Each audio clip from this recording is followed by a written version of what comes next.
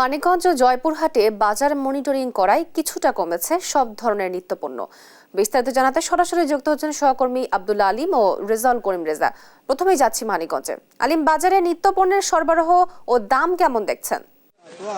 মানিকগঞ্জের বাজারে কিন্তু নিত্যপণ্যের যে যে প্রয়োজনীয় জিনিসপত্র রয়েছে তার দাম কিছুটা কমেছে, যাতে নিম্নবিত্ত মধ্যবিত্ত পরিবার এবং ভোক্তারা কিন্তু বলছেন যে যেভাবে কমছে এতে আরেকটু কমলে পরে কিন্তু তাদের নাগালের মধ্যে চলে আসবে বলে তারা জানিয়েছেন।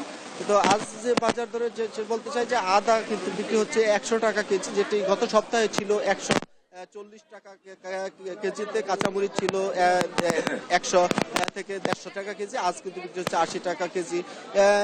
আলু 60 টাকা এবং নতুন আলু 80 টাকা, ফুলকপি 40 টাকা কেজি এবং অন্যান্য যে জিনিসপত্র দাম রয়েছে তা কিন্তু অনেকটাই কমে আসছে।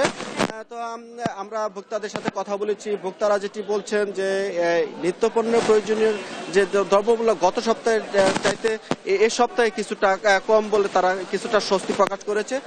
তো পেঁয়াজ, আদা, রসুন, যে সবজি সব কিছুর দামই গত সপ্তাহের চাইতে কেজি প্রতি 15 থেকে 20 টাকা করে কমেছে। তো আমরা কথা বলেছি জেলা প্রশাসন এবং ভোক্তা অধিকার সংরক্ষণ অধিদপ্তরের কর্মকর্তাদের সাথে। তারা যেটি বলছেন যে তারা নিয়মিত বাজার মনিটরিং করছেন এবং মনিটরিং এর ফলে তারা কিছুটা নিয়ন্ত্রণের চেষ্টা করছেন এবং তারা যেটি বলছেন যে গত সপ্তাহে জেলা প্রশাসক টাস্কফোর্সের মাধ্যমে বাজার মনিটরিং করেছেন, সেখানে ক্রয় রসিদ না রাখায় কিছু ব্যবসায়ীকে তারা অর্থদণ্ড দিয়েছে এবং আমরা আরো যেটি বলতে চাই যে আসলে এই নিত্যপণ্য প্রয়োজনীয় জিনিসপত্রের যে সবজি, আদা, রসুন, পেঁয়াজ যে পণ্যের সাথে সাথে কিন্তু মাছের দামটা একটু চড়া রয়ে গেছে এবং গরুর মাংস কেজি প্রতি কমেছে 50 টাকা। গত সপ্তাহে বিক্রি হয়েছিল 750 টাকা, আজ বিক্রি হচ্ছে 700 টাকা কেজিতে। ব্রয়লার মুরগি বিক্রি হয়েছিল 190 টাকা, আজ 170 টাকা কেজিতে। তো আসলে এভাবে যদি নিত্য প্রয়োজনীয় দ্রব্যের মূল্য কিছুটা কমতে থাকে তাহলে অনেকটাই স্বস্তি প্রকাশ করেছেন ভোক্তা এবং ক্রেতারা এবং নিম্নবিত্ত মধ্যবিত্ত খেটে খাওয়া মানুষেরা যেটি বলছেন যে গত বছরের তুলনায় এবছরে এখনো দাম চড়া রয়েছে। তাদের দাবি যে বাজার মনিটরিং এর ব্যবস্থাটা যেন জোর দেওয়া হয় যাতে বাজার নিয়ন্ত্রণে আসে। এবং আমরা কথা বলেছি কনজিউমার অ্যাসোসিয়েশন অফ বাংলাদেশ ক্যাবের যে সাধারণ সম্পাদক রয়েছে তার সাথে। তিনি যেটি বলছেন যে তারা জেলা প্রশাসক কার্যালয়ের যে সভা হয়েছে, মিটিং হয়েছে, সেখানেও কিন্তু তারা দাবি জানিয়েছেন যে বাজার মনিটরিং করে বাজার নিয়ন্ত্রণের। তো সাধারণ ক্রেতারা বলছেন যে বাজার মনিটরিংটা যদি প্রতিনিয়তই হয় তাহলে বাজারটা আসলে স্বাভাবিকে চলে আসবে। তো এই ছিল আমার কাছে মানিকগঞ্জের বাজার নিয়ে সর্বশেষ খবর। হ্যাঁ আলিম, আপনি জানাচ্ছিলেন মানিকগঞ্জের বাজার পরিস্থিতির খবর। আমি একটু জয়পুরহাটের বাজার পরিস্থিতির খবর জানাতে চাই যে আমি এখন দাঁড়িয়ে আছি জয়পুরহাটের সবচেয়ে বড় যে হাট, নতুন হাট। এটা শনিবার এবং বুধবার করে লাগানো হয়, তো শনিবার হাটটি অনেক বড়। তো আমি একটু দেখাতে চাই ও জানাতে চাই যে জয়পুরহাটের কিন্তু এটা কিন্তু কৃষি নির্ভর এলাকা। এখানে কিন্তু সব ধরনের সবজি কিন্তু এখানে সরবরাহ হয়। পাশাপাশি আলু উৎপাদনের কিন্তু দেশের দ্বিতীয় বৃহত্তম জেলা হিসাবে পরিচিত।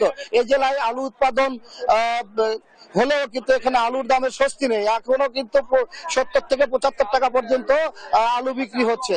তো এখানে আলুর সংকট দেখা দিচ্ছে। আর তেলের সরিষার তেল 200 থেকে 220 টাকা, পাশাপাশি সয়াবিন তেল কিন্তু বোতলজাত তেল কিন্তু মার্কেট থেকে নেই বললেই চলে।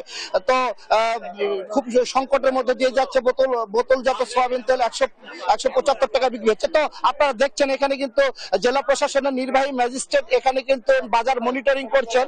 তো বাজার মনিটরিং করলেও কিন্তু পর্যাপ্ত বাজার মনিটরিং না থাকার কারণে কিন্তু এখানে কিন্তু বাজারের ঊর্ধ্বগতি ঠেকানো যাচ্ছে না, এমনটি জানিয়েছেন এখানকার সাধারণ ক্রেতারা। তো আমি এখানকার নির্বাহী ম্যাজিস্ট্রেট যিনি আছেন, আপনি তো বাজার মনিটরিং করছেন, তো বাজার পরিস্থিতি নিয়ন্ত্রণে তারপরে আসছে না এরকম অভিযোগ আমরা পেয়েছি সাধারণ ক্রেতাদের কাছ থেকে।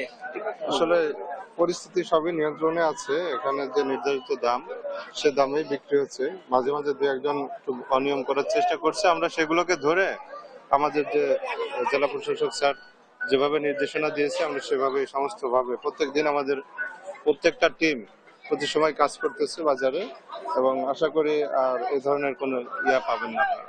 সমস্ত রকমের যে অভিযোগগুলো আছে আমরা আমলে নিয়ে যার যার যেখানে যে দায়িত্ব আছে সে সুষ্ঠুভাবে পালন করতেছে। ধন্যবাদ। আমি বাজার মনিটরিং এর যে কনজিউমার অ্যাসোসিয়েশনের সভাপতি জয়পুরহাট জেলা শাখার, আপনারা তো পৃথক ভাবে কাজ করছেন, জি। তারপরে বাজার মনিটরিং হচ্ছে না কেন? বাজার মনিটরিং আমাদের অব্যাহত আছে, কারণ এই কাঁচামালের দ্রব্যমান একটু নিয়ন্ত্রণের মধ্যে আসে। দু একদিন থেকে একটু দাম সামনের দিকে ঊর্ধ্বগতিতে যাচ্ছে। আমরা জয়পুরহাট টাস্ক ফোর্সের নেতৃত্বে আমরাও কাজ করছি। আমরা প্রশাসনের নেতৃত্বে আমরা চেষ্টা করতেছি যাতে আমাদের বাজারের সাধারণ ক্রেতাদের এবং ভোক্তাদের নাগালের মধ্যে আসে। এই চেষ্টায় আমরাও কনজিউমার অ্যাসোসিয়েশন অফ ক্যাব আমরা কাজ করছি, এবং জেলা প্রশাসনও আমাদের সাথে কাজ করছে। আলুর বাজারটা নিয়ে একটু হিমশিম খাচ্ছি, কিন্তু আলুর বাজারে আমরা মোটামুটি একটু কাজ করছি। আর জেলা প্রশাসনের নেতৃত্বে আমরা ভোক্তাদের জানিয়ে দিচ্ছি যে 50 টাকা কেজিতে আমাদের যে আলু সরকার বিক্রি করতেছে।